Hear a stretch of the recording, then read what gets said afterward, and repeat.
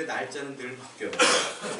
그럼 이상하지 않습니까? 왜 바뀔까요? 부활절 날짜를 딱 정해놓으면 그대로 가야 되는데 맨날 바뀌어요. 왜 그러냐면 그 이유가 있어요.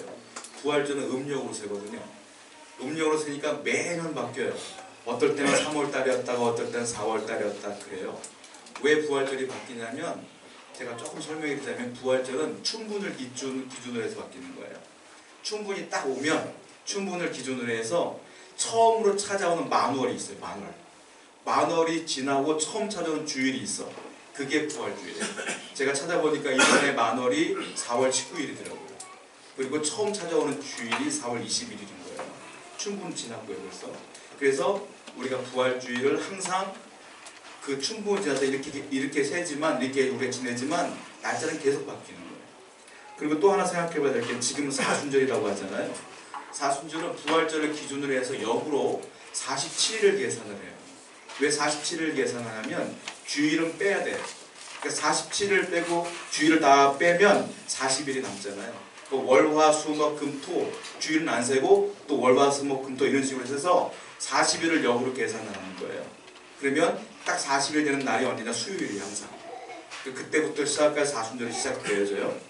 그래서 그 시작되는 수요일을 뭐라고 말하냐면 제의 수요일이라고 해요. 왜 그러냐면 초대교회 성도들이 하나님께 회개할 때 전통이 있는데 뭐냐면 죄를 뒤집어 쓰고 하나님께 회개를 했단 말이에요. 그래서 회개하는 마음으로 제의 수요일 이때부터는 늘 내 죄를 기억하고 고난을 기억하며 십자가를 묵상하는 해다 이렇게 생각하시면 돼요. 그래서 지금은 그 사순절을 지내고 있다라는 거죠. 그리고 마지막 일주일을 뭐라고 말하면 고난주간이라고 해요.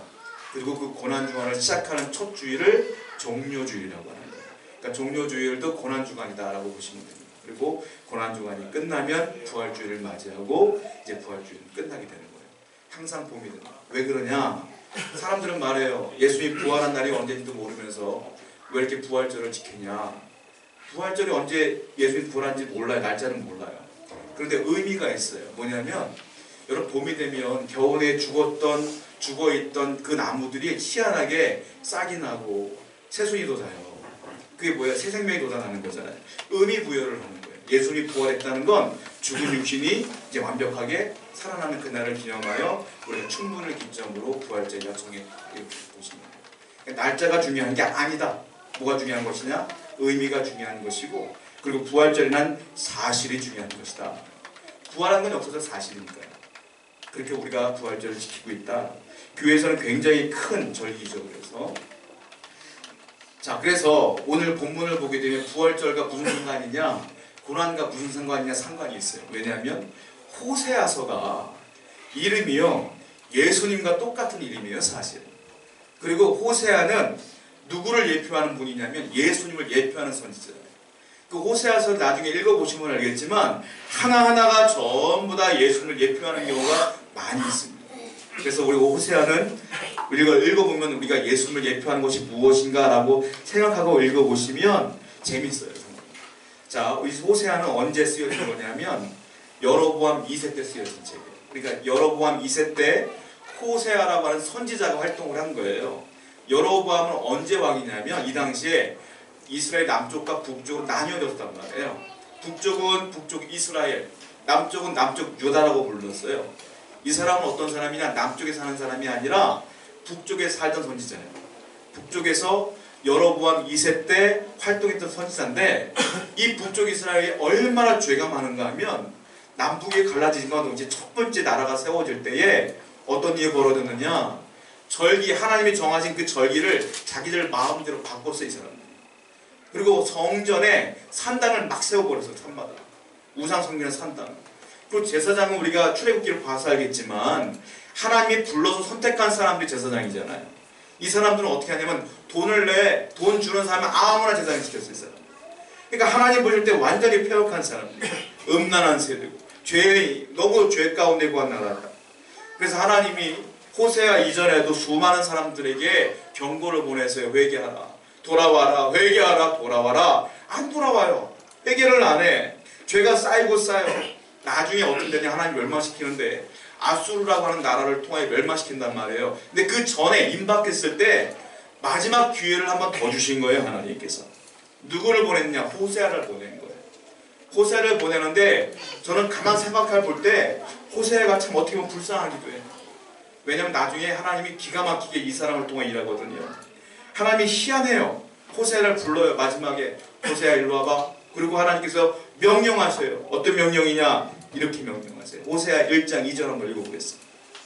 한번 읽어볼게요. 시작. 여호와께서 너는 가서 음란한 여자를 맞이하여 음란한 자식들을 낳으라. 이 나라가 여호와를 떠나 크게 음란함이니라 하시니. 너 결혼해라 이거야. 한마디로 호세아 일로와. 너 결혼해. 결혼하는데 조건이 있어. 내가 선택한 여자랑 결혼해야 돼. 여기까지 좋아요. 근데 어떤 여자냐면 고멜과 결혼하는데 고멜이 어떤 사람이냐? 음란한 여자와 결혼하래요. 그리고 자식을 낳는데 음란한 자식을 낳으래요. 이 고멜이 몸을 파는 여인이었어요. 이 여인이 호세아가 이 여인과 결혼하라는 거예요. 하나님께서. 여러분이 기가 막혀요. 남자나 여자나 결혼은 중요한 문제이기 때문에 자기들만의 이상형이 있어요. 전부 다. 저도 이제 청년 사역할 때 결혼 문제가 많아요. 청년들은 결혼이 중요하니까 기도 제목을 내놔. 근데 하나님께서 뭐 좋은 여자를 이런 사람 만났으면 좋겠어 라고 말하지만 내가 그래도 하나님 말씀하시는 사람 만나야지 라고 말하지만 자기들 나름대로는 이상형이 있어. 그래도 얼굴은 좀, 키는 좀, 능력은 좀 이렇게 좀 있어요. 다. 안 그래요? 여러분도 결혼하실 때 그래도 좋으니까 결혼한 거 아니에요? 내 눈에 보이니 좋으니까. 근데 하나님은 호세아의 감정은 생각도 안 해. 그냥 음란한 여자랑 결혼하네. 이상형과 결혼하는 게 아니라 이상한 여자랑 결혼하네. 이게 뭔 일이에요? 얼마나 기가 막히겠어요. 그런데 호세아가요 이 말씀을 준엄한 말씀으로 받아들이고 그 여자랑 결혼을 해요. 정말 기가 막힌 분이에요. 대단한 분이에요. 자, 이 관점에서 보게 되면 호세아의 결혼은 정말 이상한 거예요. 그러다 보니까 어떤 신학자들은 그렇게 얘기를 해요. 이 호세아서는 실화가 아닐 것이다. 하나님이 이렇게 명령할 수 있겠느냐? 실화가 아니고 픽션일 것이다. 이건 분명히 꾸며낸 이야기일 거야. 이렇게 얘기를 해요. 근데 그렇지 않아요. 진짜 넌픽션이에요. 완전 이건 실화예요. 진짜 하나님의 명령대로 역사적 사건이란 말이에요. 그러니까 하나님은 이 호세아에게 이런 명령을 내렸어요. 호세아는 순종을 해요. 성경을 보게 되면 때때로 하나님과 성도의 관계를 결혼 생활과 비교할 때가 많아요. 어떻게 합니까? 예수님은 우리의 신랑이시요 나는 신부다 이렇게 표현할 때가 많아요. 여러분 부부관계가 좋을 때는 이것만큼 좋을 수가 없어요. 근데 관계가 틀어지면 이것만큼 지옥일 수가 없는 거예요. 지금 이게 어떤 내용이냐면 너희와 내가 부부관계인데 너희와 내가 지금 관계가 틀어졌다 이거예요.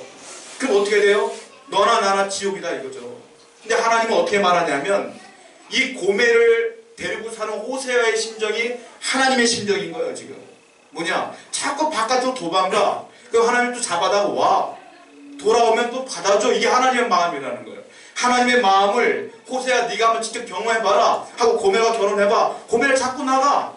자꾸 데려와. 또 나가. 이 마음을 호세아가 결혼 생활하다가 깨닫게 돼요.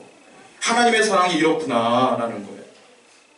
자, 그리고 호세아가 깨닫는 게 뭐냐면 이것이야말로 정말로 하나님의 사랑인 걸 깨닫게 돼요. 그리고 이 사랑이 나중에 어떤 사랑과 연결되어지냐면 십자가의 그 사랑과 연결되어지는 거예요.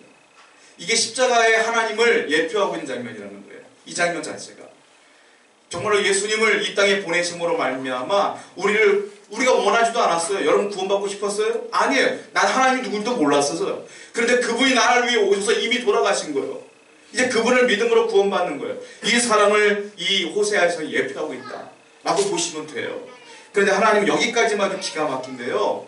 두 번째 더 이상한 명령을 내리시고 저는 이걸 보고서 정말로 기가 막혔어요. 자, 네가 아들을 낳을 거야. 정말로 아들을 낳았어요. 3남매를 낳았어요. 잘 살았어요. 근데 하나님께서 이름을 짓는데 보통 부모가 이름을 짓잖아요. 하나님이 이 아이들 이름도 져줘. 어떻게 짓느냐? 첫째 아들을 낳았어요. 성경을 볼게요. 호세아 1장 4절입니다. 읽어봅시다. 시작.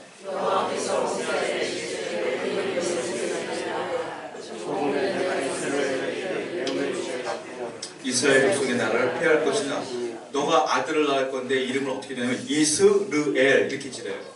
이스라엘 비슷하잖아요. 그 좋은 이름 같죠? 천만에요. 뜻은 천지차례예요. 이스라엘은 무슨 뜻이냐? 야복강가시 야곱이 천사와 씨름을 하다가 이겼어요. 그때 어떻게 해요? 하나님 이름을 줘줬어요. 너 이제 야곱이라고 하지 말고 이스라엘이라고 해라. 이스라엘이 뭐예요? 하나님과 겨루어 이긴 자, 하나님의 황태자, 승리 이런 뜻이에요. 좋은 이름이란 말이에요. 이스라엘은 완전히 나쁜 이름이에요. 어떤 이름이냐? 하나님이 흩어버릴 거야 이런 뜻이에요. 흩어버릴 자 이런 뜻이야. 아들을 낳았는데 이스라엘이라고 지래요. 흩어버릴 자라고 지래요. 자, 성경을 볼게요. 호세아 1장 5절입니다. 그 다음 절 시작. 그날에 내가 이스라엘 골짜기에서 이스라엘의 활을 꺾으리라 하시네. 이름이 다르잖아요. 이스라엘의 골짜기에서 이스라엘을 꺾는다. 무슨 말이에요? 내가 이스라엘 너의 민족을 꺾어버릴 거야. 흩어져 버릴 거야. 멸망시킬 거야. 이 뜻이에요 이게. 그러니까 첫째 아들을 통하여 그 메시지를 전달해 주시는 거예요 하나님이. 두 번째는 딸을 낳았어요. 딸의 이름도 하나님이 줘줬어요. 자, 호세아 1장 6절 한번 읽어보세요. 시작. 고멜이 또 임신하여 딸을 낳음에 내가 다시는 이스라엘 족속을 긍휼히 여겨서 용서하지 않을 것입니다. 이번에 딸을 낳았는데 딸 이름을 로루하마라고 지래요. 로루하마가 무슨 뜻이냐면 히브리어로 로는 무엇이 아니다라는 뜻이에요. 그러면 루하마는 무엇이냐면 긍휼이라는 뜻이에요. 로루하마는 그럼 무슨 뜻이겠어요? 긍휼함을 받지 못한 자라는 뜻이에요 이게. 딸을 낳았는데 너는 하나님의 긍휼함을 받지 못한 자야? 이렇게 지라는 거야 하나님께서. 자, 그리고 세 번째는 또 아들을 낳았어. 아들 이름도 줘줬어요. 호세아 1장 9절 한번 읽어보세요. 시작. 여호와께서 이르실 때 그의 이름을 로함이라 하라. 너희는 내 백성이 아니요 나는 너희 하나님이 되지 아니할 것이라. 로는 뭐라고 그랬어요 아까? 뭐뭇이 아니다라는 뜻이에요. 안미는 뭐냐면 내 백성이라는 뜻이에요. 그러니까 무슨 말이에요? 너희는 이제 내 백성이 아니다 이런 뜻이에요 이게. 로루하마, 로함미, 이스라엘 이렇게 지내요. 이게 기가 막힌 게 여러분도 자녀가 있잖아요. 저도 애가 둘이 있는데 아이를 낳았을 때 이름 때문에 고민을 많이 했단 말이에요. 어떻게 이름을 지어야 될까? 그 아내랑 상의도 하고 우리 기도해보자. 여러 후보군을 놓고 기도도 해보고 이렇게 졌단 말이에요. 둘째 녀석은 하나님, 첫째는 우리가 졌고요. 둘째는 부모님이 서운했는지 우리가 지을게 해서 둘째는 부모님의 말씀대로 한문으로 지었고 첫째는 한글 이름이에요. 그리고 둘째는 그래도 신앙인이니까 우리 가족이 깊을 예때다 맑은 리자를 썼어요. 하나님 안에서 깊고 맑은 아이로 성장해 나가라 이런 뜻이에요. 예린이에요 두 번째가. 첫째 아이는 우리가 졌단 말이에요. 아주 심플해요.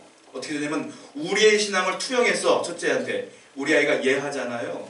간단해. 예 하나님 이런 뜻이에요. 무슨 뜻이냐면 하나님이 어떤 명령을 해도 예 하나님 순종하겠습니다 이런 뜻이란 말이에요. 그러니까 이름을 이렇게 짓단 말이에요 보통. 근데 하나님 이름을 짓는데 뭐라고 해요? 이스라엘, 그다음 로함미, 로루하마 이렇게 지래요. 자, 매일매일 아이들과 생활할 때 호세아가 애들을 불러요. 야 애들아 밥 먹어라 할 때 이렇게 불러요. 이스라엘 밥 먹어라. 뭐라고 해요? 이 망할 녀석아, 하나님 흩어버릴 녀석아 와서 밥 먹어라 이런 뜻이에요 이게. 또 맨날 불러. 로루하마야 와서 밥 먹어라. 너는 이제 하나님의 긍휼을 받지 못할 자야. 일로와 망할 녀석아. 이렇게 똑같은 거예요. 또 로함미야 맨날 와라. 너는 이제 하나님의 백성이 아니란다. 일로 와서 밥 먹어라. 이게 무슨 일이라는 거예요 이게. 하나님이 지금 아이들까지 이렇게 이름을 지라고 했더니 호세아가 기가 막혀요. 그대로 이름을 지어요. 호세아라는 분이 도대체 어떤 분인지 모르겠어요. 그대로 하나님께 순종을 하는 거예요. 그 매일매일 이 아이들을 불러요 그렇게.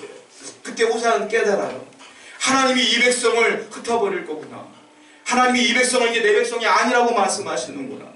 하나님이 우리 백성을 이제 긍휼히 여기지 않는다고 말씀하시는구나 라고 가슴 아픈 마음을 갖고 매일 선포하는 거예요. 회개하자, 회개하자, 돌아오자, 돌아오자, 우상을 버려라. 매일매일 외치는데 돌아오지는 않아요. 성경을 한번 또 봅니다. 호세아 1장 7절입니다. 한번 읽어보겠습니다. 시작.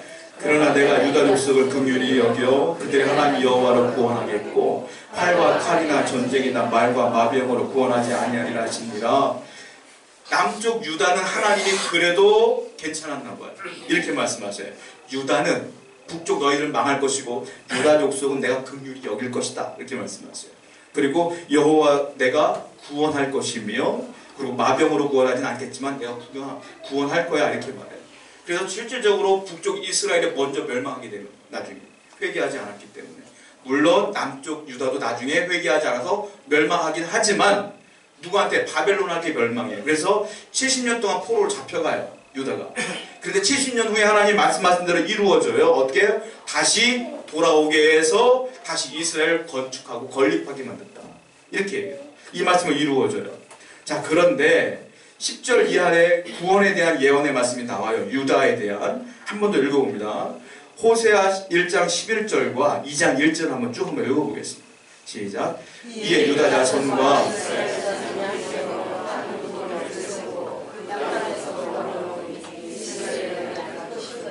너희 형제에게는 안미라 하고 너희 자매에게는 루하마라 하라. 자, 아까 보시면 아까 뭐라 그래요? 로루하마라 그랬잖아요. 이번엔 뭐라고 말해요? 루하마라 하라. 또 아까 루함미라고 그랬잖아요. 이번엔 안미라 하겠다 이 말이에요. 무슨 뜻이에요? 이제 유다 너희들이 내가 복을 줄 것인데 이제는 로함미라고 하지 않고 안미라고 부를게. 로루하마가 아니라 루하마라고 부를게. 내가 긍휼히 여길 자로 여길게. 내가 내 백성이라고 불러줄게. 이렇게 말씀하시는 거예요. 자, 그런데 중요한 게 있어요. 11절에 뭐라고 썼어요? 한 우두머리를 내가 세울 건데 그 사람 때문에 내가 너희를 다시 내 백성이라고 부를 것이며 내가 긍휼을 베풀 거야. 이 얘기예요. 근데 이게 역사적으로 사실적으로 진짜 드러나요. 70년 후에 포로로 잡혀간 뒤 70년 후에 수룹바벨을 리더로 세워서 돌아오게 되는데요. 돌아와서 그들이 성전을 건축해요. 그래서 그걸 뭐라고 말하냐? 수룹바벨 성전이라고 해요. 그리고 그것이 다시 무너지고 로마로부터 무너지고 다시 세워지는데 그게 뭐냐면 솔로몬 성전이라 나중에 또 그렇게 얘기를 해요. 그러니까 이게 뭐냐면 역사도 사실이에요. 수룹바벨을 얘기하는 것 같아. 그런데 사실은 수룹바벨을 얘기하는 게 아니에요. 누구를 말하는 거냐? 예수 그리스도를 예표하는 거예요. 왜? 예수님이 이 땅에 오심으로 말하면 나는 죄인이기 때문에 지옥 갈 수밖에 없어요. 로루하마야 나는. 로함미야 죄 때문에. 근데 그 예수의 십자가의 공로로 힘입어 내가 그분을 믿음으로 이제 안미가 되고 이제 내가 루하마가 되는 거예요. 내가 그분을 믿음으로 구원받는 자가 될 것이다. 이거를 하나님은 이미 예언하고 계시는 거예요. 그래서 십자가의 그 사랑을 얘기하고 있다. 그래서 그 호세아가 당했던 모든 고통은 전부 다 하나님이 당할, 예수님이 당할 고통을 이미 얘기하고 있는 것이다 라는 거예요. 그래서 우리 이 본문을 통해서 예수님을 볼 수가 있는 거예요. 자, 예수님이 어떤 분이에요? 요한복음 3장 16절 말씀 읽어보겠습니다. 시작. 하나님이 세상을 이처럼 사랑하사 이는 그를 믿는 자마다 멸망하지 않고 영생을 얻게 합니다. 우리는 원래 죄인이기 때문에 멸망해야 돼요. 원래 하나님의 백성이 아니야. 우리는 저주받은 인생이야. 그런데 그분을 믿음으로 어떻게 돼요? 영생을 얻고 멸망하지 않게 된 거예요. 그 예수님 그 사랑 얼마나 감격스럽고 얼마나 크신 사랑입니까? 그래서 살다 보면 분주하다 보면 그 사랑을 잊을 때가 너무도 많아요. 자, 로마서 말씀 한번 더 보겠습니다. 로마서 5장 8절이에요. 시작. 우리가 아직 죄인 되었을 때에 그리스도께서 우리를 위하여 죽으심으로 하나님께서 우리에 대한 자기의 사랑을 확증하십니다. 여러분, 이게 시점이 중요해요. 시기가 중요해요. 왜냐하면 내가 죄를 회개한 뒤에 내가 의인이 되었을 때 주님이 나를 보고 이제 돌아왔구나, 의인이 되었구나, 내가 너를 위해 십자가에 죽을게 하고 돌아가신 게 아니라는 거예요. 바울은 뭐라고 말하냐 보세요. 우리가 아직 죄인 되었을 때에. 무슨 말이에요? 난 아직 회개하지 않았어. 난 아직 죄인이야. 그럼에도 불구하고 일방적으로 오셔갖고 내 죄를 위해 돌아가셨다 이 말이에요. 그분이. 내가 뭘 잘해서 주신 게 아니야. 그 사람. 그냥 주님이 나를 사랑하셔서 십자가대로 돌아가신 거다라는 거예요. 이게 십자가 사랑이에요. 여러분들이 뭘 잘해서 주신 게 아니라 조건적인 사랑이 아니라 그냥 무조건 주시는 거예요. 그럼 그분을 믿음으로 말미암아 내가 구원을 얻게 되었다. 그렇다면 저와 여러분들은 그 사랑을 받은 자 아닙니까? 그러면 주님이 원하시는 삶을 살아야 돼요. 어떻게 살까요? 감사하며 살아야 돼요. 감사가 있어야 돼요. 어떻게 살까요? 내가 용서받은 거 아니에요? 남을 또 용서하며 살아야 돼. 또 어떻게 살까요? 내가 하나님이 죄인으로서 의로운 삶을 바뀌었기 때문에 의롭게 살아야 돼. 어떻게 살까요? 그분을 위해 살아야 돼. 하나님을 위해서. 그걸 헌신이라고 해요. 한번 보겠습니다. 성경 말씀 에베소서 2장 4절부터 5절입니다. 읽어볼게요. 시작. 긍휼에 충성하신 하나님이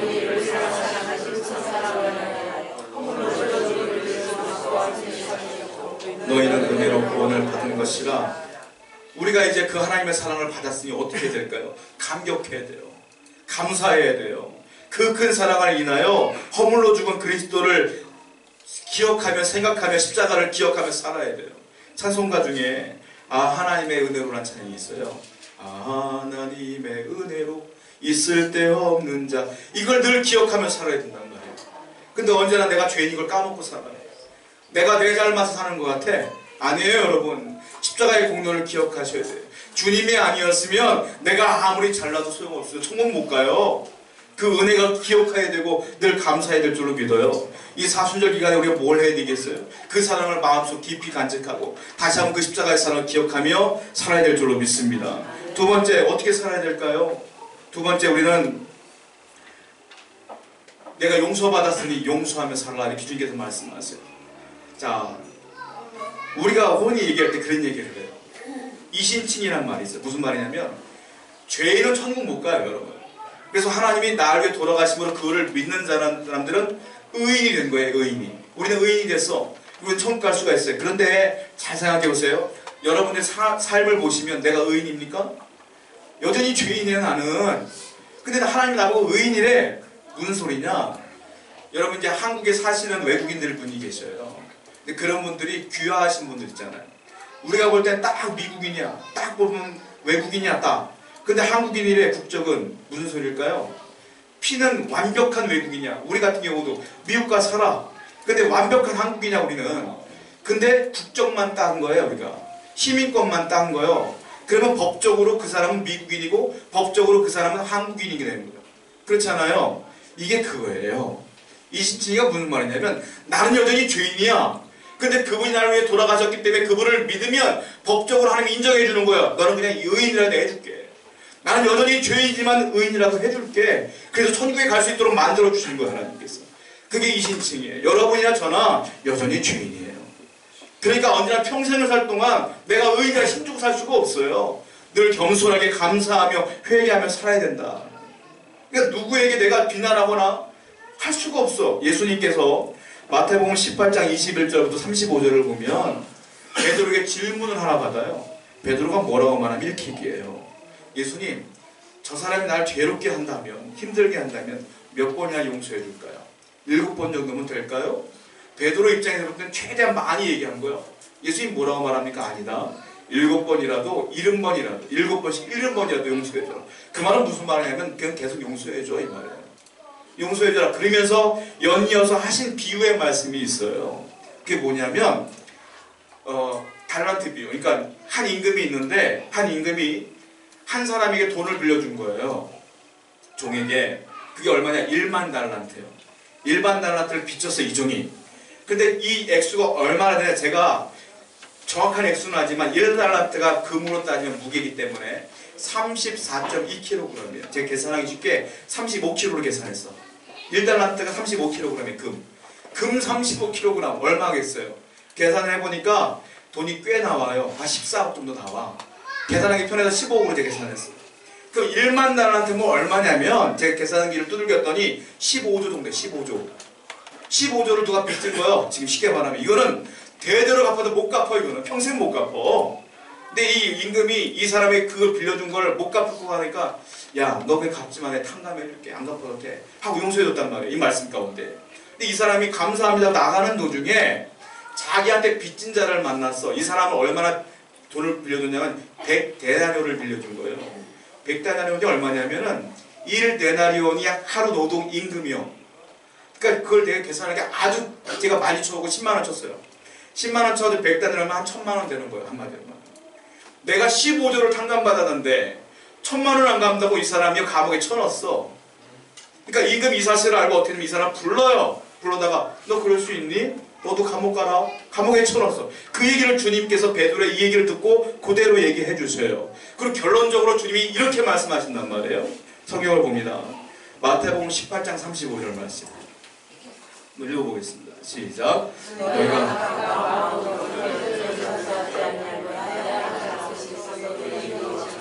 너희가 마음으로부터 형제를 용서하지 않으면 나도 너희를 용서하지 않을 거야, 이 말이에요. 내가 너희를 위해 네가 죄인 되었을 때 너를 구원하기 위하여 이 땅에 와서 너를 다 용서해 주었거늘. 그 사람들이 뭘 그렇게 잘못을 했길래 용서를 못하니? 너 그럼 내가 용서해 준 거 다 취소가 버린다? 이게야 지금. 그러니까 하나님의 십자가의 구원을 받은 우리는 어떻게 해야 돼요? 용서받았으니 용서하며 살자 이거예요. 여러분 용서를 안 하면 사실 나에게 상처 준 사람들은 상처 준 줄도 몰라. 그 사람 못된 사람들은 자기가 잘못한지도 몰라. 누가 괴로운 줄 아세요? 용서 못한 내가 괴로운 거야. 나만 힘들어, 나만 잠 못 자, 나만 분노하는 거예요. 그러니까 사실적으로 용서한다는 건 나를 위해서도 좋은 거예요. 하나님께서 이렇게 말씀하시는 거예요. 용서해줘라. 내가 너희를 용서한 것처럼 용서하며 살아라. 이것이 하나님의 뜻이다라는 거예요. 세 번째, 우리는 어떻게 살아야 될까요? 하나님의 은혜를 받았으니 어떻게 살아야 될까요? 이제 의롭게 살아야 돼요. 예전에 죄인이었으면 그 생활을 좀 청산하고 바뀐 삶으로 살아야 된다라는 거예요. 요한복음 8장을 보면 천장에서 간음하다 붙잡힌 여인이 등장을 해요. 이 당시 법으로 간음하다 현장에 붙잡히면 돌로 쳐 죽이는 법이 있었어요. 이 사람들의 바리새인들이 예수님을 골탕 먹이려고 예수님께 이 사람을 처벌하지 않고 예수님 불러요. 예수님께 이렇게 물어요. 예수님, 이 여자가 간음하다 현장에 붙잡혔어요. 자, 율법에는 돌로 쳐 죽이라고 하는데 어떻게 말씀하시겠습니까? 질문을 해요. 이건 함정 질문이에요. 왜냐하면 예수님이 율법대로 죽여라 라고 말하면 당신은 사랑이 없어 라고 말할 것이고, 용서해줘라 말하면 아니 율법에 쓰여 당신 뭐 하는 거야? 이렇게 함정 질문을 던진 거예요. 근데 예수님이 아무 말도 안 해. 어떻게 바닥에 쭈그리면 앉아서 뭘 써? 쭉 쓰신 다음에 뭐라고 써있는지 성경 안 나오게 몰라요. 쓰신 다음에 벌떡 일어나서 말씀하시는 거예요. 자, 너희 중에 죄 없는 자가 먼저 돌을 쳐봐라. 그때 사람들이 그 글 쓰신 거를 보고 마음이 찔려서 아무도 돌로 못 죽이고 다 도망갔어요. 예수님과 그 여자만 딱 남은 거예요. 예수님이 그 여자한테 이렇게 얘기를 해요. 성경을 봅시다. 요한복음 8장 10절과 11절입니다. 시작. 예수께서 일어나사 어디 있느냐? 너를 정죄한 자가 없느냐? 대답하되 주여 없나이다. 예수께서 이르시되 나도 너를 정죄하지 아니하노니 가서 다시는 죄를 범하지 말라. 용서해 주셨어요. 용서해 줬는데 뒷말이 있어. 뭐라고 말합니까? 이제 다시는 죄를 범하지 말라. 무슨 소리겠어요? 하나님께 용서받은 사람들은 용서받은 사람들로서의 책임이 있다는 거예요. 그 뭐예요? 다시는 죄를 범하지 않아야 되는 책임이 있다는 거예요. 그걸 의로운 삶, 성결한 삶, 성화의 삶, 거룩한 삶 이렇게 얘기하는 거예요. 은혜 받은 우리는 그러므로 말미암아 똑같은 삶을 살면 안 되고요. 주님께서 말씀하신 대로 다시는 죄를 범하지 않는 삶을 살아야 된다 이거예요. 그런 삶이 여러분 가운데 있어야 될 줄로 믿습니다. 이런 결단이 있어야 돼요. 마지막으로 이렇게 구원받은 우리들은 어떻게 또 살아야 될까요? 성경을 한번 보겠습니다. 시편 116편 12절입니다. 시작. 내게 주신 모든 은혜를 내가 여호와께 무엇으로 보답할까? 이런 마음으로 살라. 주시는 내가 너무 감사한데 나는 주님을 위해 어떻게 살까? 무엇으로 보답할까? 이걸 뭐라고 말해요? 헌신이라고. 헌신. 내가 하나님께 무엇을 드릴까? 내 인생을 드릴까? 내가 무엇을 드리며 보답하며 살겠는가? 이것이 우리가 살아가야 될 목적이 되어야 된다는 거예요. 나를 위해 사는 것이 아니라 하나님의 영광을 위해 살아야 된다. 이게 헌신이에요. 자, 바울도 똑같은 말을 하는데요. 바울이 이렇게 말합니다. 고린도후서 5장 14절 말씀 한번 읽어보겠습니다. 시작. 그리스도의 사랑이 이게요 재밌어요. 우리나라 말로는 그리스도의 사랑이 우리를 강권하시는도다. 맞는 말 같지만 이게 해석하기 조금 헷갈려요. 근데 이게 원어를 더 자세하게 해석한 것이 영어인데 영어에는 어떤 단어를 쓰면 컴펠이라는 단어를 써요. 그러니까 무슨 말이냐면 컴펠은 강요하다, 억지로 시키다, 강제하다 이런 뜻이에요. 바울이 뭐라고 말하냐면 그리스도의 사랑이 우리를, 성도를, 모든 하나님 믿는 사람들을 강권하신다. 어떻게? 하나님을 위해 살도록 강권하신다. 억지로 시킨다. 억지로 강제적으로 시킨다 이거예요. 뭘까요? 그리스도의 사랑이. 무슨 소리냐? 내가 하나님의 사랑을 기억할 때마다 십자가의 사랑을 생각하니까 내가 나를 위해 살 수가 없는 거예요. 그 사랑 때문에 내가 주님을 위해 살아야 될 수밖에 없는 거예요. 그걸 바울이 이렇게 표현하는 거예요. 그리스도의 사랑이 나를 억지로 주님을 위해 살게 한다. 그래서 바울은 실질적으로 주님을 위한 삶을 살다가 순교했어요. 예수님의 12제자 전부 다 주님을 위한 삶을 위해 헌신하다가 순교했어요. 베드로는 알다시피 거꾸로 십자가에 죽었고 안드레는 X자 모양으로 달려 돌아가셨고 저는 제일 안타까웠던 분 중에 한 분이 저기 바돌로메라고 하는 분이에요. 제자 중에. 바돌로메는 성경에 또 다른 이름이 있는데 누구냐면 나다나엘이라는 분이에요. 이분은 어떻게 돌아가셨냐면 자기 온몸에 가죽이 다 벗겨진 상태로 돌아갔어요. 그러니까 다 벗겼어요, 가죽을. 그리고 돌아가셨어요. 자, 미켈란젤로가 바티칸에 있는 시스티나 성당에다 그림을 하나 그려놨죠. 최후의 심판이라는 그림을 그렸어요. 최후의 심판 그림을 보시면 위쪽에 있는 사람들은 하늘로 올라간 사람들이에요. 밑쪽에 있는 사람들은 지옥에 떨어진 사람들이에요. 그리고 그 그림을 그렸는데 그림을 나중에 자세히 보시면 알겠지만 가운데 예수님이 제대로 되어 있는데 그 중에 한 사람이 사람의 가죽을 들고 있어요. 그 사람이 그냥 바돌로메요. 자기가 벗겨진 가죽을 들고서 있는 거, 그걸 그린 거예요, 미켈란젤로가. 그런데 그 가죽에 보면 사람 얼굴이 그려져 있어요. 미켈란젤로가 자기 얼굴을 그려놓은 거예요, 거기다가. 어떤 고백을 한 거냐면 내가 바돌로메가 돌아가신 것처럼 헌신하며 살아가신 것처럼 나도 이렇게 살리라 라는 마음으로 헌신하는 마음으로 자기 얼굴을 그려놓은 거예요, 거기다. 여러분, 우리가 하나님을 위해 살아야 될 의유가 있는 거예요. 왜? 그분은 나를 위해 죽었는데 내가 그분을 위해 죽진 않잖아요. 그분을 위해 평생 살아가는 것이 무엇이 그렇게 억울하겠습니까? 이 사순절 기간에 하나님 말씀대로 감사하며 사시기 바랍니다. 그리고 용서하며 사시기 바라요. 의롭게 사시기 바랍니다. 헌신하며 결단하는 여러분 되기를 다시 한번 축원드립니다. 함께 기도하며 결단하는 주님께 드리겠습니다.